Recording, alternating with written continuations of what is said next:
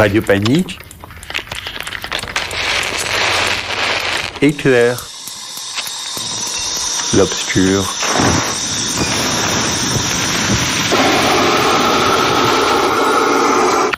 Radio Panique, 105.4 FM.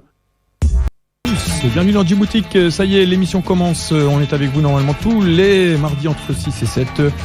Et on vous emmène en voyage avec toujours évidemment de la musique. La semaine dernière c'était le Sénégal. Eh bien, cette semaine-ci ce sera Haïti. Haïti dans le cadre d'un festival qui s'appelle Let's Art et qui va donc faire son édition 2024 et qui est organisé par le CIREAS. Voilà, on va vous parler de ça aujourd'hui et on parlera évidemment de Haïti avec des invités qui sont présents parmi nous ce soir. Eh bien, il y a d'ailleurs quelqu'un du CIREAS ici qui s'appelle Pascal de Ghent. Bonjour, bonsoir. Bonsoir. Il y a aussi Julie qui est parmi nous. Bonsoir. Julie, ton prénom, ton nom, j'ai oublié le nom de famille. Drugman. Brugman. Brugman. Drugman. Drugman. Ok.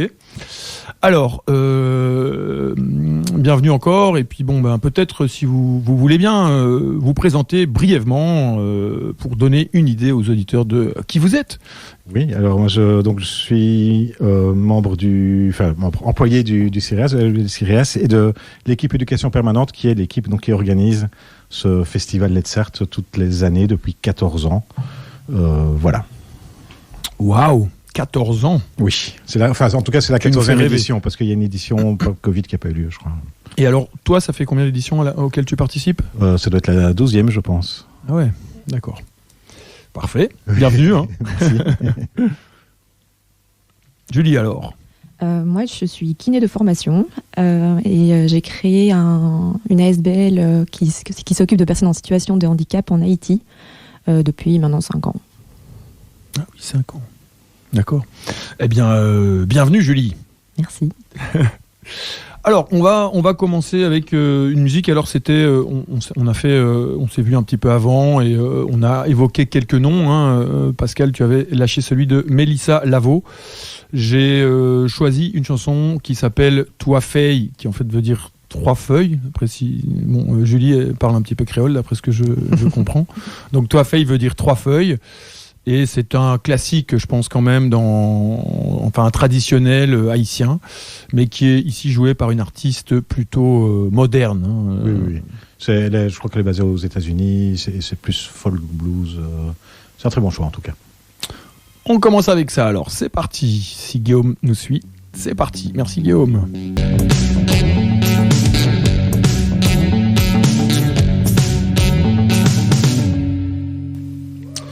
Toi Faye, un premier extrait musical pour commencer cette émission sur Haïti avec nos 2 invités, je rappelle Julie et Pascal, présents ce soir. Et donc, ils vont nous expliquer un petit peu, chacun d'entre eux, qu'est-ce qui les amène à organiser pour l'un un festival sur cette thématique-là et à s'impliquer dans ce pays pour l'autre.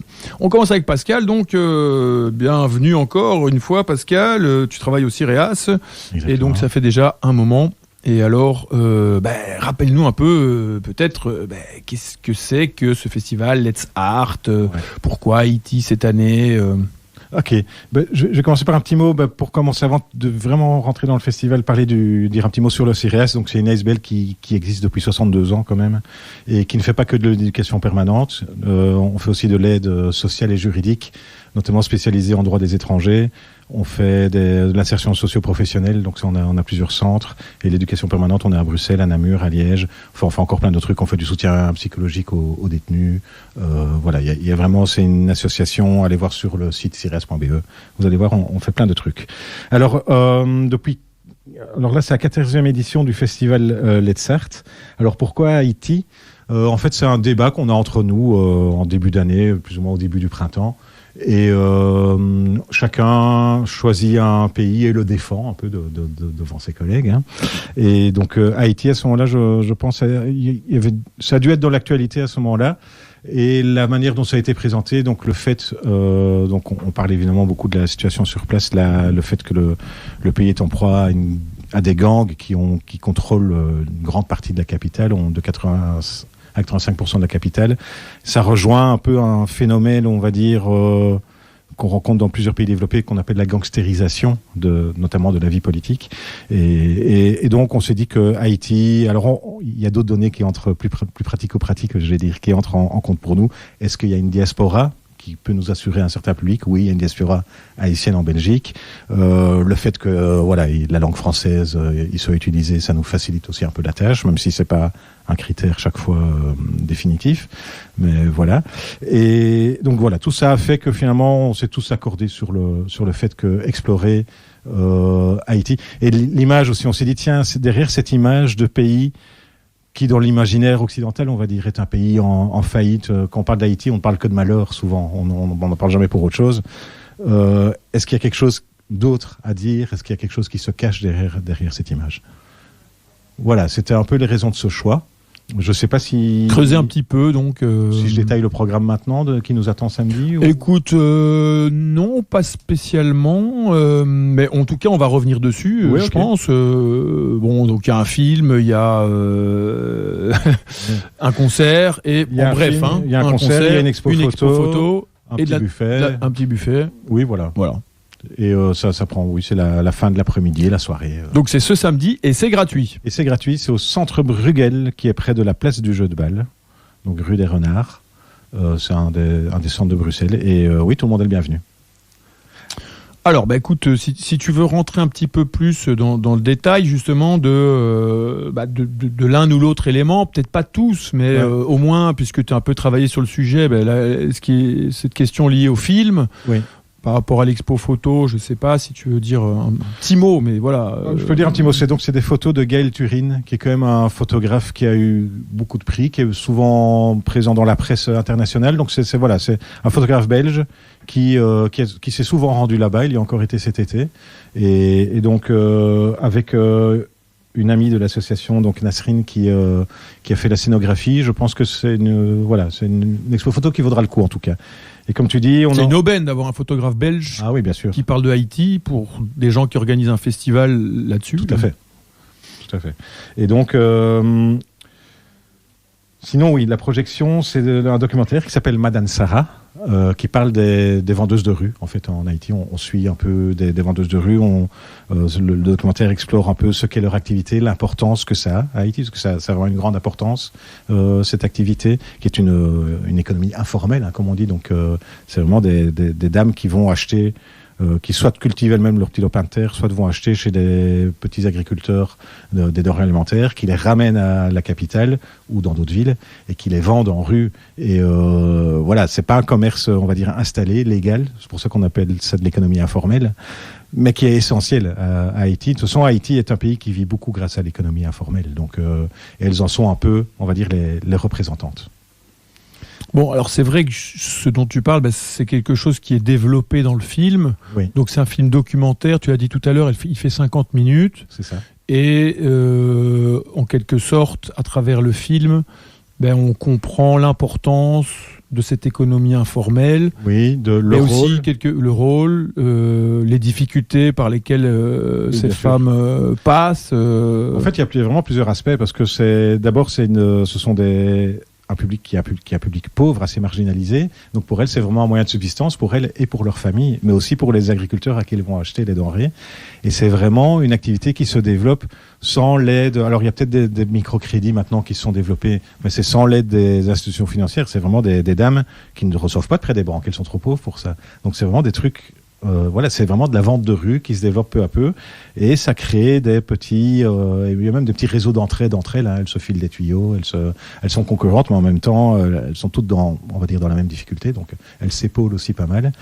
Et on retombe aussi sur les problématiques actuelles, parce que à Port-au-Prince et même dans d'autres villes où les gangs sont très présents, leur activité est rendue beaucoup plus difficile. Elles sont victimes de beaucoup de choses, parce que les femmes et les enfants, c'est vraiment un public très vulnérable en Haïti. Donc il y a vraiment une augmentation, depuis qu'il y a ce contrôle des gangs, il y a une augmentation des violences sexuelles, par exemple, dont elles sont des victimes, parce qu'elles se baladent. Elles doivent chaque fois aller chercher les marchandises, les ramener. Donc elles sont sur les routes, elles se font rançonner, elles se font violer. Voilà, je sais ce que je dis n'est pas très gai, mais c'est la réalité là-bas.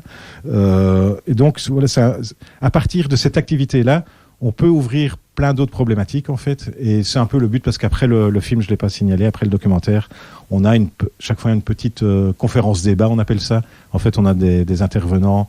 On aura donc un Haïtien qui vit en Belgique. On aura Julie qui connaît la situation là-bas dans d'autres coins que Port-au-Prince, qui pourront apporter leur éclairage, et le public pourra poser ses questions. Ok, merci en tout cas pour ces éclaircissements. J'espère que ça donne envie un petit peu à nos éditeurs. Mais donc, on va passer à Julie et essayer de savoir un peu aussi. Donc, Julie, toi, tu es déjà impliquée dans un projet là-bas. Donc, tu nous as expliqué que voilà, tu avais fait un premier voyage. Et tu peux peut-être revenir un petit peu sur tout ça, sur le début, et puis comment tu as décidé d'essayer de mettre en place un projet là-bas. Oui, donc l'idée, c'était pas de venir avec un projet en Haïti directement avec des idées préconçues de ce dont ils avaient besoin. Donc je suis restée là pendant 1 an, 2018, où j'ai appris la langue, j'ai essayé de plus possible m'inclure au niveau culturel.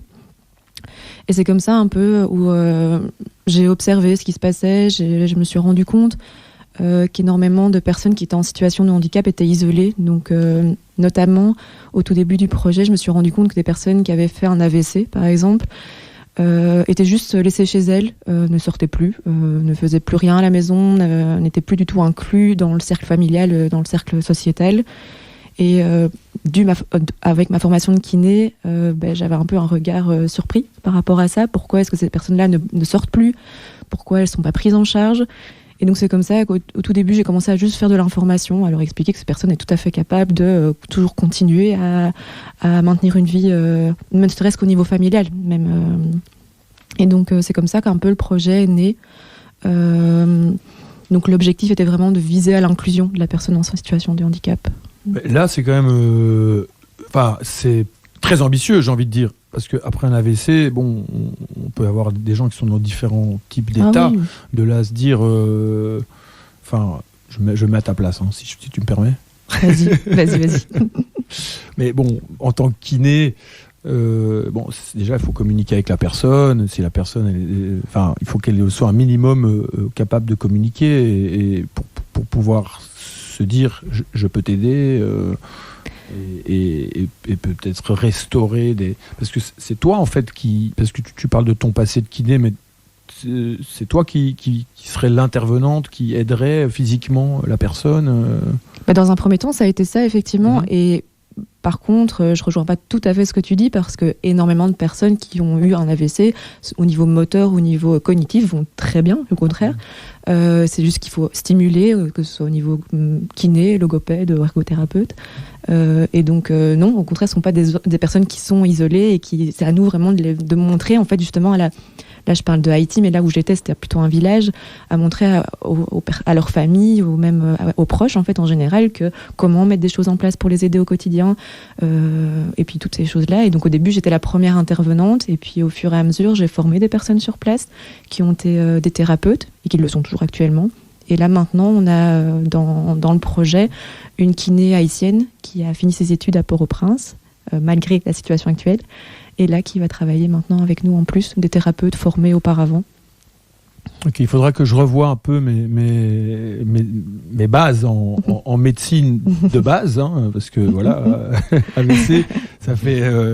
mais effectivement, par contre, il y a des AVC plus lourds que d'autres, quand même, pour rejoindre. Okay. Oui, quand même. Il y a des plus lourds et des plus... Mais il y en a où on peut avoir juste un élément du corps qui est paralysé. Et... C'est surtout une hémiplégie, donc un demi-corps qui va être paralysé. C'est ça. Donc, après 1 an de séjour là-bas, tu décides d'essayer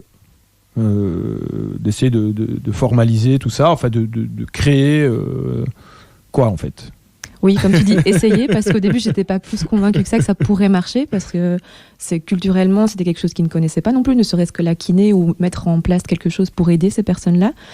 Et donc, ce qui était super intéressant, c'est que j'ai commencé par juste marcher de maison en maison, présenter, expliquer un peu juste aux proches. Et puis, au fur et à mesure, j'ai des jeunes qui m'ont commencé à me suivre, super intéressés par les bienfaits que ça pouvait avoir, une séance de kiné, en fait. Et donc, au fur et à mesure, j'ai un groupe de 4 jeunes qui me suivaient partout, qui faisaient de la kiné avec moi, qui faisaient de la thérapie, on appelle en Haïti, parce que bon, c'est pas de la kiné, parce qu'ils n'ont pas fait la formation de kinésithérapeute, mais on peut dire, on les appelle les thérapeutes là-bas. Voilà. Ok, donc 4 jeunes, et puis, en fait maintenant, parce que tu as une page internet où on découvre le projet, tu expliques grosso modo, enfin ici on espère que tu vas développer un petit peu plus, mais donc le fait d'avoir une ASBL maintenant, toi tu as aussi réussi de ce côté-ci à réunir des gens qui peuvent te soutenir sur ce que tu vas faire là-bas. Comment tu comptes fonctionner Du coup, on fonctionne déjà, parce que donc voilà, suite à ce que je viens d'expliquer, ça a bien pris. Surtout, en fait, moi, j'avais besoin que ça accroche en Haïti de base, qu'il y ait des gens qui soient intéressés en Haïti. Donc, je parlais par exemple de ces 4 jeunes, ça montrait qu'il y avait des gens qui avaient envie aussi derrière. Les familles aussi étaient preneuses. Et donc, suite à ça, je suis revenue en Belgique. J'ai créé cette ASBL là, comme tu disais, et on était 3 à créer la ASBL ici en Belgique. Et j'ai commencé à récolter des fonds. Et c'est comme ça qu'en fait, on a commencé à construire un centre. Donc, on a un centre de rééducation en Haïti qu'on a construit où les jeunes travaillent. Et maintenant, la kiné qui va arriver aussi. Et là, par jour, on a une 50aine de patients qui viennent au centre, quoi. Ouais. Oui. C'est pas un début de projet. Non, mais écoute, je tâtonne un peu là. Mais je ne sais pas si toi tu as une question, Pascal, par rapport à ce qu'elle explique. Oui. Oui, justement par rapport à à l'actualité, est-ce que je suppose qu'avec le cycle de violence qui s'est enclenché, il y a plus de blessés. Enfin, ils ont de plus en plus besoin des activités comme la tienne là-bas, enfin comme celle de ton association là-bas. En fait, directement, non. En fait, ce qui se passe actuellement, nous, donc on est vraiment on est quand même loin de Port-au-Prince. Nous, on est vraiment isolés, donc on ne subit pas l'insécurité de Port-au-Prince. Par contre, on subit toutes les pas la diaspora, les gens qui sont les migrants, les migrations, pardon, les migrations, voilà, des migrations internes et qui viennent en fait où on est, donc ça s'appelle à Ansapit. Et là, on a énormément de personnes qui viennent là, mais pas directement suite à des accidents qui pourraient se passer suite à l'insécurité à Port-au-Prince avec les gangs. Mais ce qu'on a, c'est énormément la frontière dominicaine là, que tu es. Oui, on est à la frontière dominicaine. Et on a de plus en plus de gens, effectivement, qui viennent et des montagnes aussi, parce qu'on est près des montagnes, qui descendent parce qu'il n'y a pas cette offre. Donc autour de la rééducation, on existe très peu en Haïti. Les centres qu'il y avait, c'était à Port-au-Prince, qui ne fonctionne plus très bien actuellement, et à Jacmel, qui est une autre grosse ville en Haïti, mais qui est loin de nouveau de où on est. Et donc en fait, il y a énormément de migrations qui viennent ou de Port-au-Prince, ou effectivement des montagnes pour venir bénéficier de tout ça. C'est pour ça qu'on a plus de patients que ce qu'on pensait avec tout ce qui se passe actuellement en Haïti. Oui. Alors c'est vrai que selon pour juste dire une petite précision, si je me souviens bien, selon les chiffres de l'ONU, il y a plus de 600 000 déplacés dans le pays. Donc il y a vraiment les gens fuient les zones, parce que tout le pays n'est pas à feu et à sang, je dirais. Mais les gens fuient les zones, fuient Port-au-Prince et fuient les zones contrôlées par les gangs, parce qu'il y a une violence monstre là-bas. Et donc c'est un pays, oui, où il y a une grande émigration intérieure, mais aussi extérieure, comme on a pu le constater pendant la campagne présidentielle américaine. Hein. Donc beaucoup essayent de fuir vers les États-Unis ou le Canada, qui est une grande terre d'accueil de la diaspora haïtienne.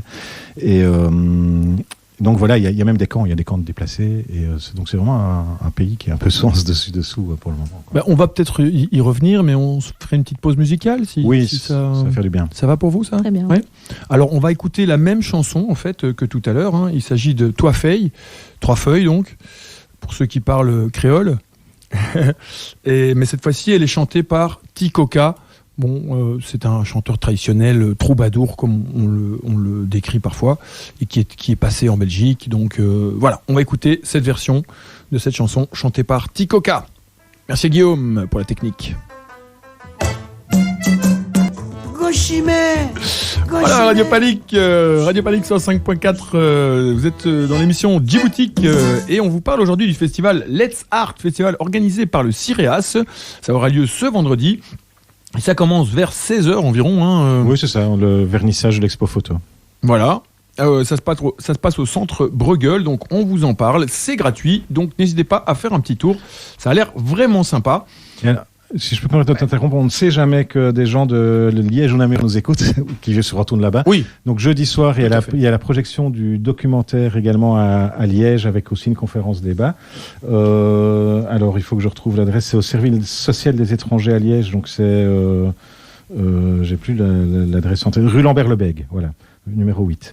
Et le vendredi, c'est à Namur. Donc là, il y a le vernissage au quai 22. C'est près de l'université. Et avec projection débat. Et il y a également l'expo photo. À Liège, on n'a pas l'expo photo, malheureusement. Et alors, l'exposition, elle est visible tant à Namur qu'à Bruxelles jusqu'au 14 décembre. Alors, comment vous faites là? Elle est dupliquée Oui, en fait, c'est pas les photos originales qu'on met, c'est des copies. D'accord. Ah ouais. C'est des copies. Ouais, c'est bien organisé. Hein. Ah ben, on a l'expertise pour le faire maintenant.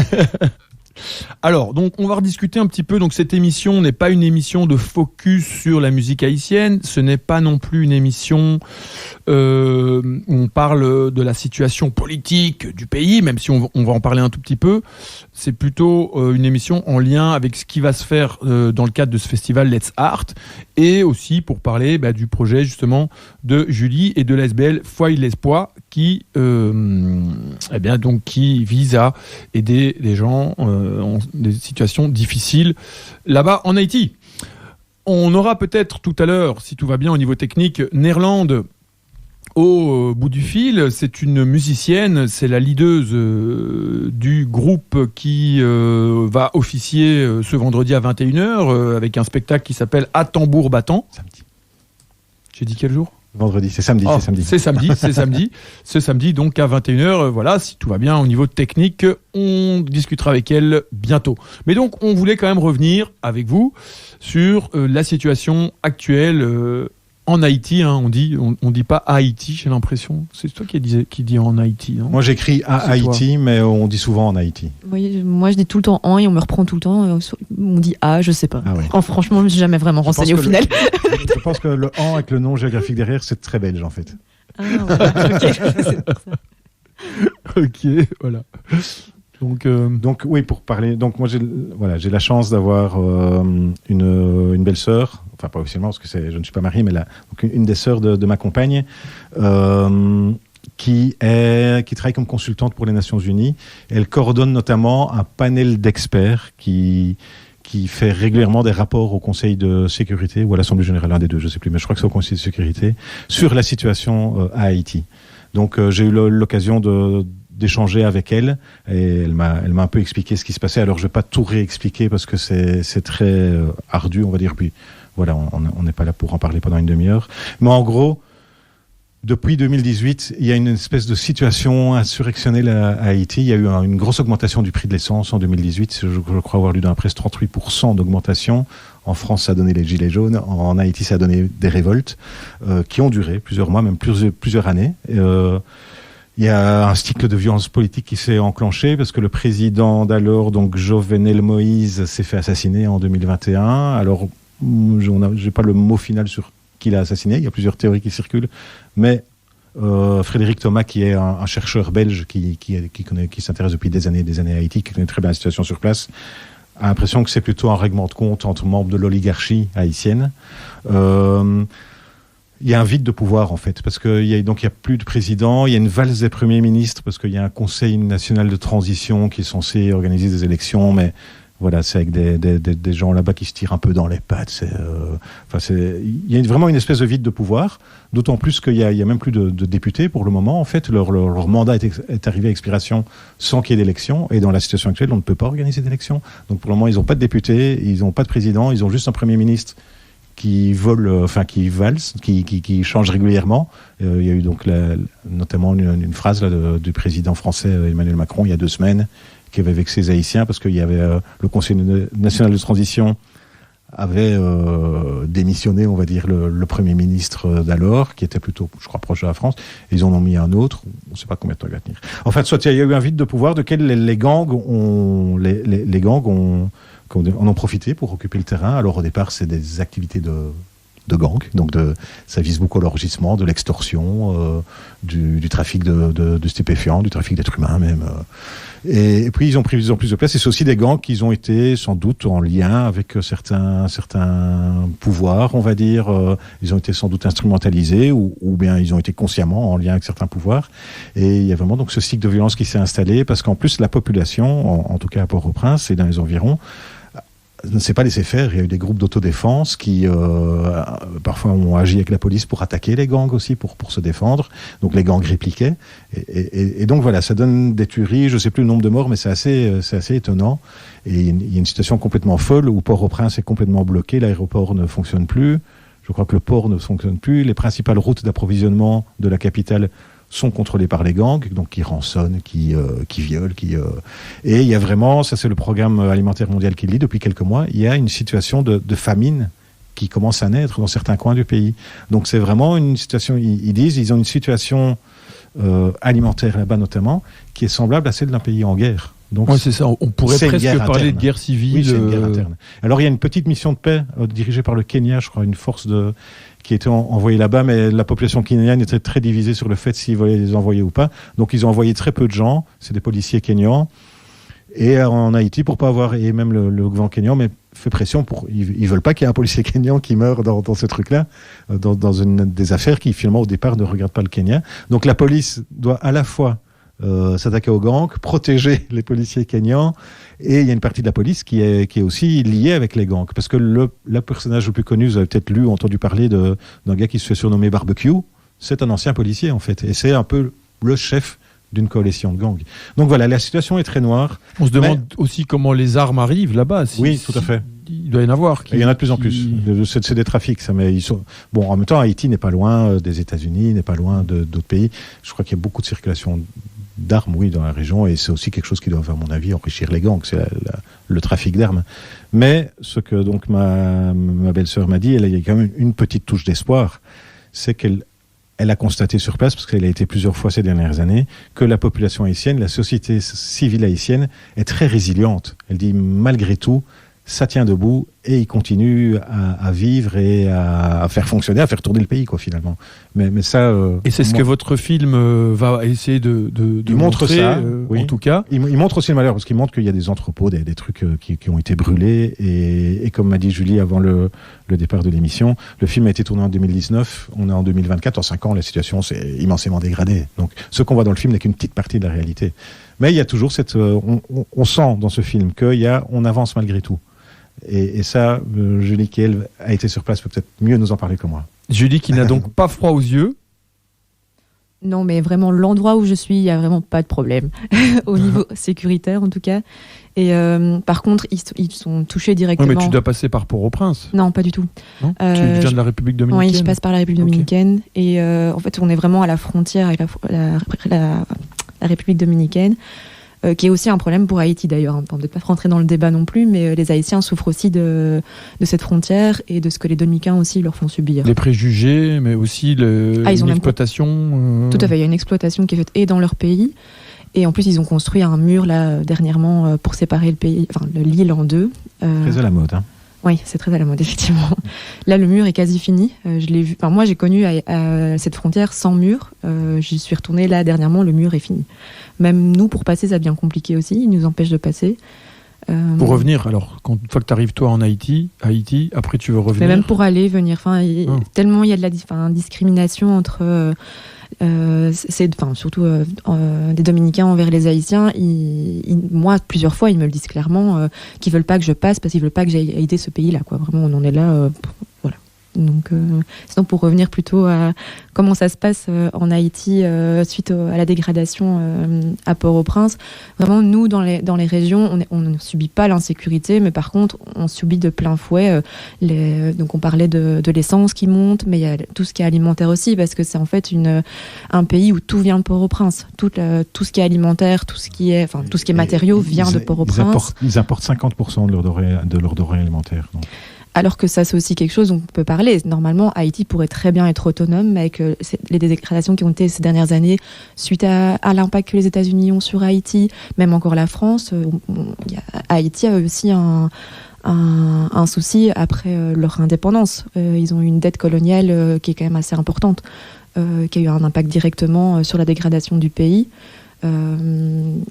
Voilà, globalement, pour vraiment parler au niveau alimentaire, mais les Haïtiens se débrouillent toujours. Moi, dernièrement, je crois que c'était l'année passée, quand j'y suis retournée, en Sapit, l'endroit où on est, c'est pas spécialement un endroit qui était très cultivé. Il y a vraiment d'ailleurs peu d'endroits qui étaient cultivés. Là, depuis un an, ils cultivent de tous les côtés. Tous les points de terre, les lopins de terre, ils les cultivent. Et c'est assez chouette du coup de les voir de plus en plus visés vers l'autonomie, même régionale, plus vraiment essayer de se débrouiller entre eux. À un moment, ça marchait bien aussi quand ça se passait bien avec la République dominicaine. Il y avait les échanges commerciaux qui se passaient plutôt bien. Maintenant, ça coince de nouveau, mais donc ils se débrouillent quand même avec ce qu'ils ont. Du côté de Ouanamet, une autre ville en Haïti qui est aussi frontalière, ils ont commencé à refaire des rizières aussi pour pouvoir cultiver leur propre riz, pour plus dépendre justement de l'importation notamment américaine, états-unienne. Donc vraiment, ils se développent de plus en plus localement. Et même s'ils sont au courant de tout ce qui se passe à Port-au-Prince, ils en parlent tous les jours, ça reste une source de stress aussi. C'est quand même très stressant de vivre dans un pays qui se dégrade comme ça, où il y a de la violence, mais chaque jour, au niveau culturel, il n'y a rien qui change. Ils dansent toujours le carnaval au moment de carnaval, ils font toujours les raras, ça c'est au moment de Pâques par rapport à nous. C'est toujours chouette ces moments-là aussi, parce qu'il y a vraiment une vraie vie quand même qui reste là malgré ce pays qu'on peut appartenir finalement, comme tu disais tout à l'heure, à un pays qui est en train de flancher vers la guerre, quoi. Voilà. Oui, alors les raras, justement, ça nous amène à bientôt à notre correspondante téléphonique, peut-être, Nerland, puisque rara, c'est bien ancré dans les musiques traditionnelles, je pense, avec des percussions et tout ça. Mais avant ça, on va faire une pause musicale avec un artiste que tu nous as choisi, Julie, qui s'appelle Medji. Tu peux nous dire un mot? Tu voudrais le présenter brièvement? Bon, je le connais pas plus que ça évidemment, mais c'est juste parce que c'est un chanteur qui est fort reconnu. Là, pour le moment, en Haïti, qu'on écoute beaucoup, et donc c'était juste pour un clin d'œil. Il passe à la radio? Tout le temps. On parlait des radios tout à l'heure, hors antenne, et c'est vrai que les radios sont assez importantes aussi apparemment en Haïti. On va écouter ça alors, Medji. Guillaume nous a sélectionné un morceau de cet artiste que Julie a choisi, Julie de l'association Foyer de l'Espoir, qui cherche donc à mettre en œuvre ses compétences de kiné et qui a déjà développé un centre dans un petit endroit isolé, en quelque sorte, dans une partie d'Haïti. Voilà, on écoute ça et puis on retrouve après Nerland au bout du téléphone, si tout va bien. Voilà, Radio Panique, l'émission Djiboutique, on vous parle de Haïti aujourd'hui. On est à l'écoute d'un artiste haïtien qui s'appelle Medji et que Julie nous a sélectionné. Et donc, on est en train de découvrir que même si le style semble être un style plutôt dansant, voilà, il y a quand même des paroles, des textes avec un contenu social. Oui, en fait, je trouve ce que je souhaite dans beaucoup d'artistes haïtiens, c'est qu'ils sont toujours très engagés. Que ce soit au niveau social, politique, et c'est toujours super intéressant de les écouter parce que on retrouve un peu d'histoire aussi, et vraiment ils sont porteurs vraiment de la voix haïtienne. C'est vraiment intéressant en général, pas que pour Medji, vraiment en général les artistes haïtiens. Alors si tout va bien, on a au bout du fil Nerland. Bonsoir. Bonsoir Nerland, donc depuis Paris. Bonsoir tout le monde. Bonsoir les auditeurs. Super, on t'entend très bien. Et tu nous entends? D'accord. Oui. Excellent. Alors, Pascal, je crois que tu voulais présenter en quelques mots la façon dont... Enfin, tu as l'annonce un peu du spectacle qui... Donc Nerland, Bazelet, je prononce bien ton nom de famille? C'est bien Bazelet, oui. Bazelet, voilà.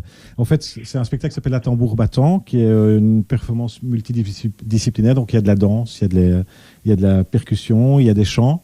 Et si on ne s'est pas trompé, ça raconte un peu l'histoire d'Haïti et l'histoire des différentes cultures qu'on peut trouver à Haïti. Est-ce que tu valides mon explication? Oui. Oui. Et toi, c'est déjà bien. Toi, ton rôle, c'est de danser, toi, non? C'est ça? Moi, je fais tout. Je danse, je chante, je dis des textes, je fais tout. Je joue de la percu. Tu joues des percus aussi, et tu es accompagné par un groupe? Je suis accompagnée par 4 autres femmes et un garçon et un monsieur. D'accord. Un saxophoniste. Et donc, est-ce que tu peux raconter un peu plus comment se passe le spectacle finalement? Est-ce que c'est différents tableaux? Est-ce que comment est-ce que ça se passe exactement? Alors, on est un groupe de femmes déjà qui s'appelle Tambour Battant. C'est avec elles que je vais performer et on a un invité qui est Monsieur Bertrand.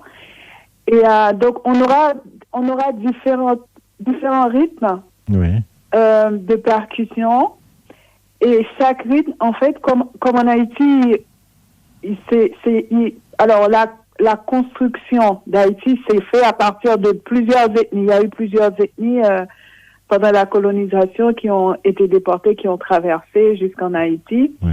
Et je vais revoir, en fait, expliquer cette histoire en prenant les rythmes de ces ethnies, en fait. D'accord. Donc, il y aura du nago, il y aura des rythmes des ethnies, de plusieurs ethnies du Bénin, comme le Yanvalou, etc. Ouais. Et c'est à partir de ça qu'on va expliquer, de ces rythmes-là, qu'on va raconter le spectacle, en fait. D'accord. Et au son des tambours. Donc, ça va être très dansant. Oui. Donc, ça va être très dansant. Et à ce sujet-là, moi, je voudrais dire la salle de spectacle qu'on a au Centre culturel Bruegel, c'est des places assises, mais il y a des places sur le côté, je crois même un peu devant la scène pour les gens qui auront envie de danser. L'année dernière, on a eu un groupe algérien qui a fait danser les gens. Et voilà, ceux qui voulaient rester assis, mais il y a de la place pour ceux qui veulent se mettre debout et danser. T'inquiète pas, ils vont trouver de la place pour danser. D'accord. Quand on pense qu'il n'y en a pas, il y en aura. Voilà. Donc ça fait déjà un moment alors que vous tournez, donc vous êtes basé en France, vous êtes vraiment plutôt dans le spectacle, alors il n'y a pas spécialement une production discographique, c'est à travers le spectacle en fait que vous faites passer cette envie des spectateurs peut-être de s'intéresser à Haïti.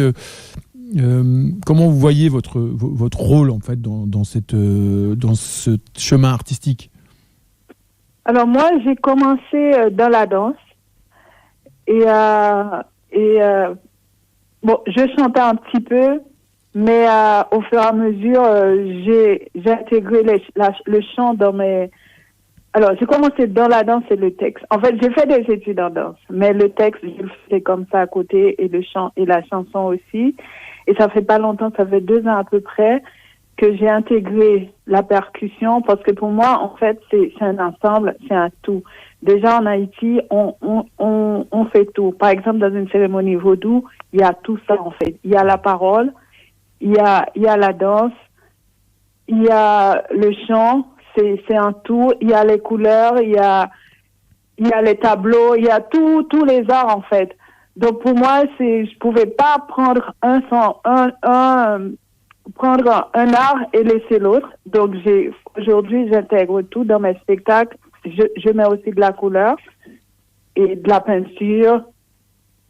Et alors la musique, je travaille actuellement avec un musicien béninois qui s'appelle Ebawadé, qui est très connu au Bénin.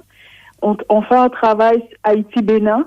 Donc, c'est on voit les rythmes, les liens qu'il y a entre Haïti et le Bénin à travers le vaudou. Et c'est un peu ça mon travail, c'est ce retour vers alors, c'est pas un retour, mais c'est vraiment comprendre mes racines, comprendre d'où je viens, comprendre mon identité, qui est l'identité de tous les Haïtiens, que beaucoup d'Haïtiens ont perdu, que beaucoup d'Haïtiens et d'Haïtiennes ne comprennent pas. On dit des choses tous les jours, par exemple le mot guinéen, on dit vaudou guinéen, mais beaucoup d'Haïtiens ne savent pas ce que ça veut dire guinéen. Donc moi c'est vraiment c'est vraiment aller chercher cette culture, aller chercher ces connaissances aussi et de les intégrer dans mon art, dans tout ce que je fais.